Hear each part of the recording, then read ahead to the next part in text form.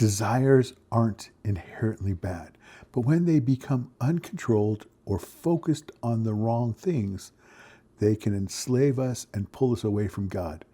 Sensuality isn't just physical. It's about the mind, the heart, and how we indulge in pleasure outside of God's design. Welcome to From the Basement. I'm Timothy Andrew, host of From the Basement podcast, where I talk life, faith, and finding God in the quiet, often overlooked places. Today, I'm talking about sensuality, how unchecked desire can shape our choices and our hearts, and how we can cultivate self-control through the Spirit.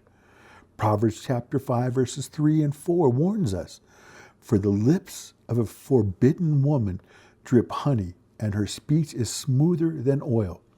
But in the end she is bitter as wormwood, sharp as two-edged sword."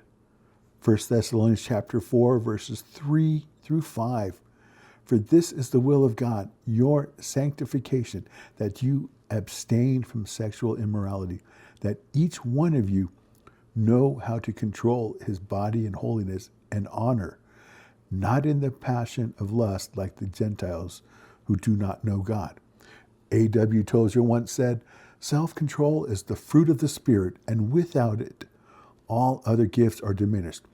God's desire is not to suppress our joy, but to guide it so it flourishes in Him rather than in fleeting pleasure. Walking in purity and self-control means learning to master our desires, redirect our thoughts, and engage in what honors God.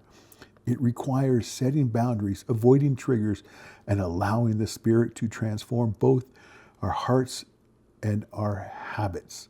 Galatians chapter 5, verses 22 and 23. "But the fruit of the Spirit is love, joy, peace, patience, kindness, goodness, faithfulness, gentleness, self-control. Against such things there is no law." Sensuality is opposed to self-control, but through the Spirit we can grow in discipline and freedom. Look at 2 Peter chapter 1, verses 5 through 7. "For this very reason, make every effort to supplement your faith with virtue, and virtue with knowledge, and knowledge with self-control, and self-control with steadfastness, and steadfastness with godliness, and godliness with brotherly affection, and brotherly affection with love." God equips us to live disciplined lives that honor Him in every area, including our desires. Let me close in prayer. Heavenly Holy Father, thank you for your guidance and for giving us the Spirit to cultivate self-control. Help us to master our desires, to flee from our indulgences in ways that pull us from you, and to grow in holiness, love, and discipline. Strengthen us daily, renew our hearts, and remind us to speak and seek joy and satisfaction in you. Above all else, in your precious holy name I pray, amen. Thank you for joining me on From the Basement. This old basement may be humble, but it's where joy takes root, faith is nurtured, and the real growth begins. I'm Timothy Andrew.